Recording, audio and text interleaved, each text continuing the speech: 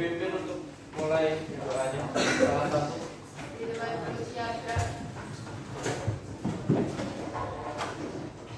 Untuk mengawali pembelajaran pada pagi hari ini, mari kita berdoa menurut agama dan kepercayaan masing-masing. Berdoa mulai.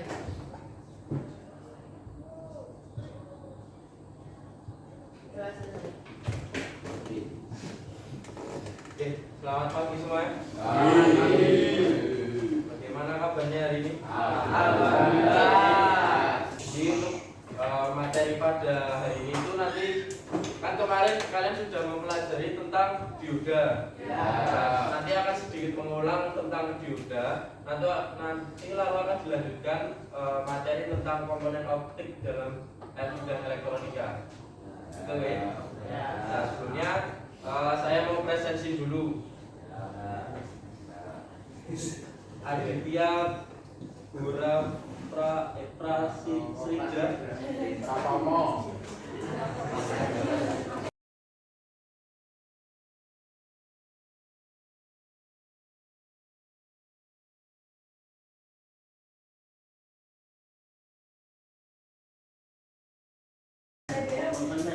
Rizky Virginia Satria. Berarti masuk semua ya ini? Oke, ini aku mau mengulang sedikit materi tentang dioda. Sebelum nanti kita lanjut ke materi yang selanjutnya yaitu tentang komponen optik di bidang elektronika.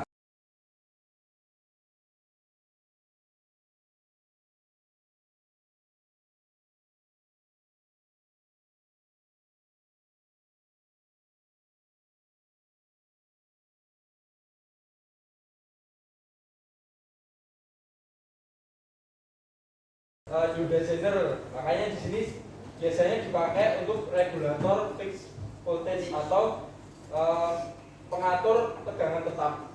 Tuh. Sampai situ dulu. Ada yang mau ditanyakan dari dioda zener dan dioda yang biasa? Terus kemudian Zener itu Zener itu jenis apa merek? zener itu tipe jenis. Jadi sebenarnya ada banyak. Nanti dioda itu ada dioda biasa, dioda zener, dioda Schottky, dioda detektor, dioda varaktor. Dan nanti beda-beda. Jadi tidak ada yang pertama itu kita akan membahas tentang LED. Ada yang tahu LED? Tahu. Panjangannya apa?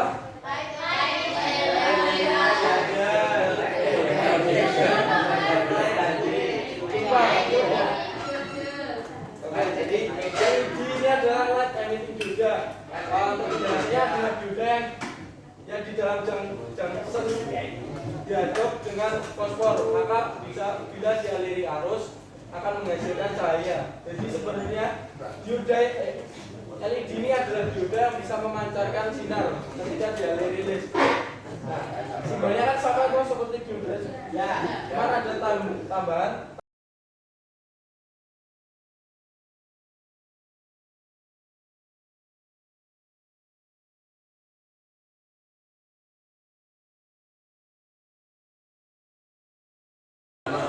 Ini contoh penggunaannya. Ini biasa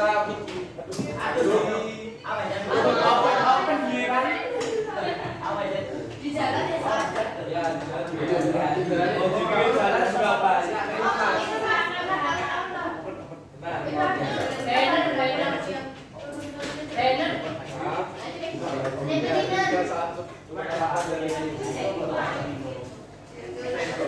Oke, dari Indonesia yang mau ditanyain? Kalau belum ada kita lanjut ke LCD. LCD ya. Oh ini Ada yang tahu kepanjangan dari LCD? Light crystal Display. crystal display. Apa yang lain? Light crystal display. Lainnya ada. Oh, ini ya Allah. Lightning. Ya, LCD. Liquid crystal display. Tolong dibacakan. Liquid crystal display. Ada display yang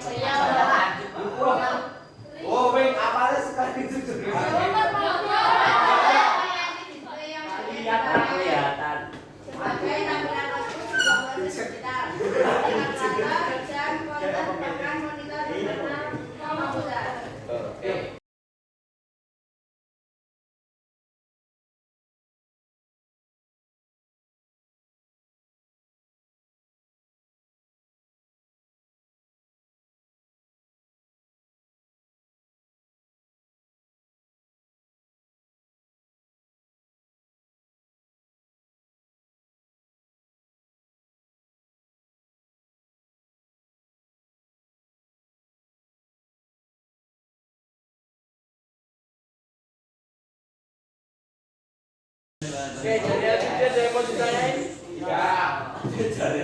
Lanjut.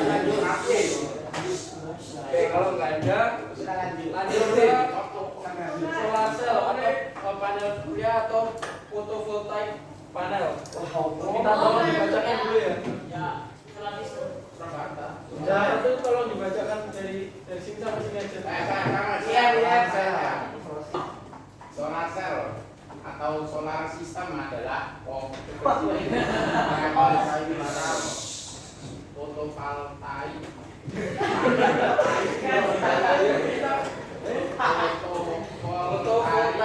panel. Bisa dari olahan pasir silika yang dibuat seri paralel dalam karena apabila terkena sinar matahari atau sinar lampu TL terkena energi listrik maupun DC yang dapat dimanfaatkan secara produktif adalah energi listrik DC.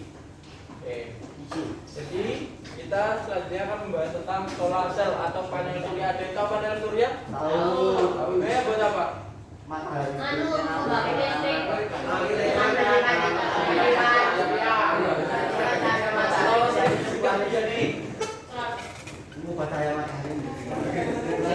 Sudah, singkatannya kalau pembangkit listrik tenaga surya. Nih, solar cell ini biasanya digunakan, enggak biasanya memang digunakan sebagai pengubah energi panas menjadi energi listrik. Nah, biasanya solar cell ini digunakan di tempat-tempat yang panas matahari itu sangat terik. Contohnya itu kayak di Indonesia tuh di Jogja ya khususnya itu di sekitaran pantai tapi yang berbeda.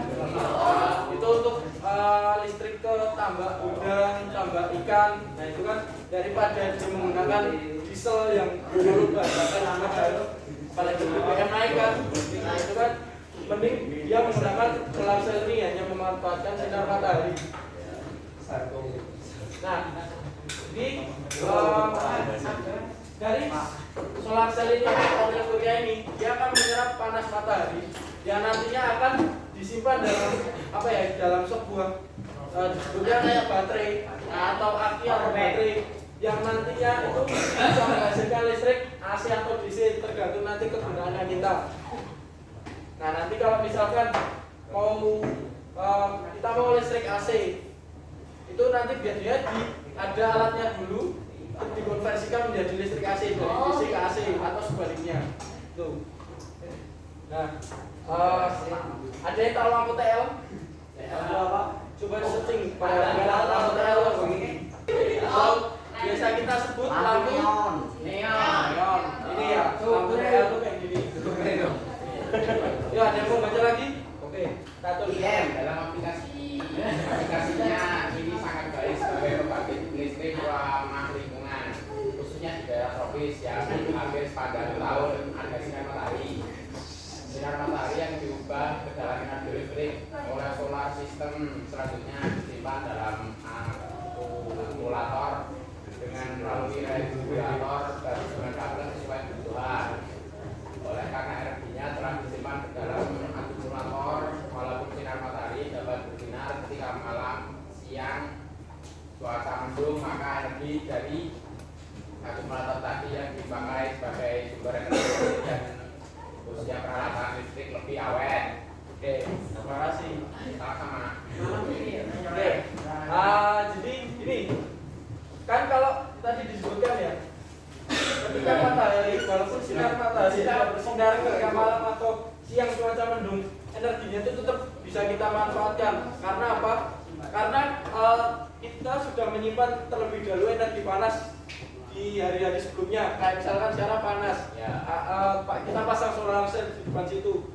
Nah, dia akan menyerap semua energi panasnya. Nah, nanti ketika malam, ketika sudah dia tidak menyerap energi panas lagi, hasil yang dia simpan tadi di akumulator ini akan dikeluarkan kayak sistemnya kayak power bank untuk ngecas HP kita. Nah itu sistemnya seperti itu.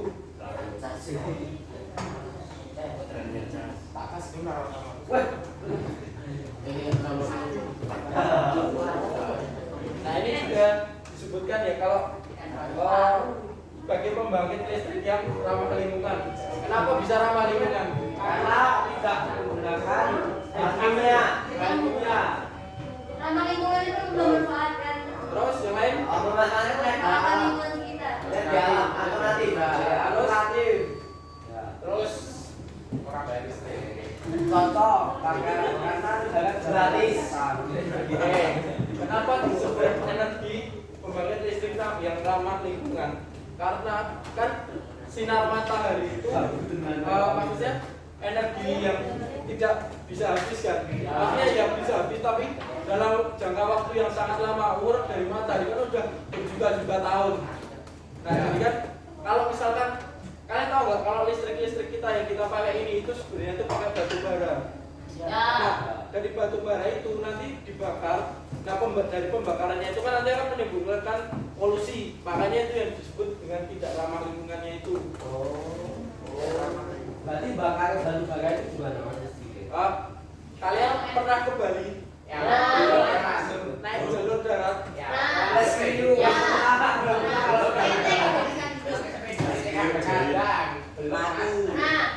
Oke, jadi kalau misalkan ya kalian nanti ke Bali pakai jalur darat, itu kan nanti kalian akan ke pelabuhan namanya pelabuhan Ketapang apa ya? Ya. Nah itu nanti kalian akan melewati pembangkit listrik yang mengaliri listrik se-Jawa dan Bali. Itu namanya Python.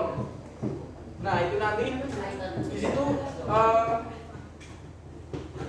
batu bara itu kan kita impor dari luar negeri. Nah nanti dimasukkan di situ, terus nanti diolah dan dibakar. Nanti energinya itu yang jadi listrik yang untuk mengaliri se-Jawa dan Bali ini. Itu kenapa disebut listriknya ramah lingkungan kalau menggunakan solar cell, karena itu tadi tidak menghasilkan polusi sama sekali. Terus aku tanya, kenapa kita kalau ini ramah lingkungan, kenapa kita tidak memanfaatkan solar cell aja untuk kebutuhan listrik rumah tangga? Ya, makanya itu mahal. Masih agak enggak Mendung. Cuaca mungkin.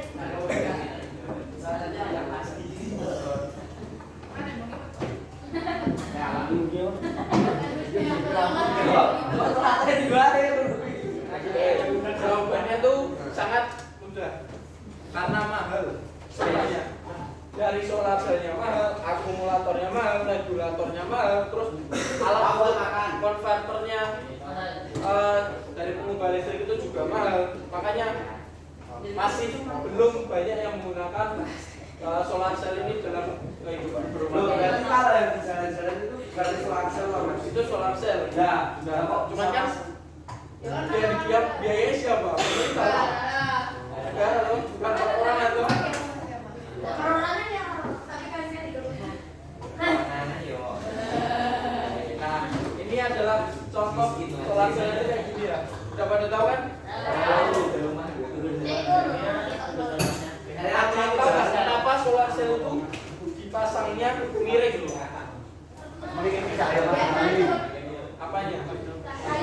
Jangan mantul dong. Kalau mantul energinya nggak terserap tuh. Maksudnya masuk. sekarang gini, tak ulangi pertanyaan dulu. Kenapa solar cell warnanya hitam dan kenapa pemasangannya kebanyakan miring? Nah, kalau orang hitam itu apa panas. Benar. Terus kenapa pemasangannya sering kali miring? Panas sekali. Biar bisa kalau hujan nggak hujan.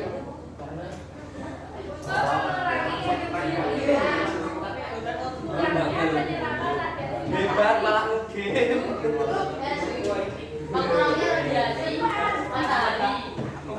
Untuk jawaban yang sangat spesifiknya ya, kalau untuk jawaban yang sederhananya itu biar kan ini nanti dipasangnya di luar ya, otomatis kan nanti kepanasan, terus kehujanan, terus kena debu, kena kotoran. Nah, kenapa dipasangnya miring? Itu karena ketika biar nanti saat hujan tidak perlu membersihkan lagi, jadi nanti kotornya itu sudah terbawa oleh air hujannya itu tadi. Oh ya, untuk buat filter. Pemasangan dibuat diri untuk memperoleh sinar matahari yang maksimal dan pembersihan otomatis oleh air hujan. Ya kan biar kalian bereksplorasi lagi. Eksplorasi. Eksplorasi lagi. Kalau apa ini?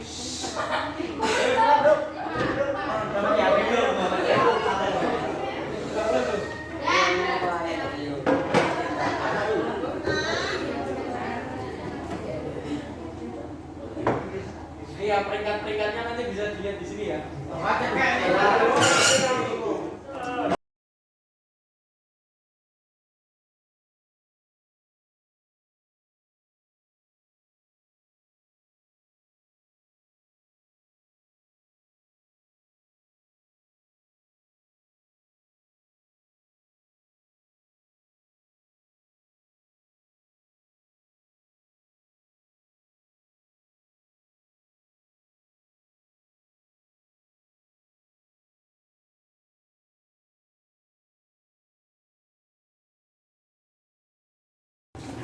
Apa yang baru?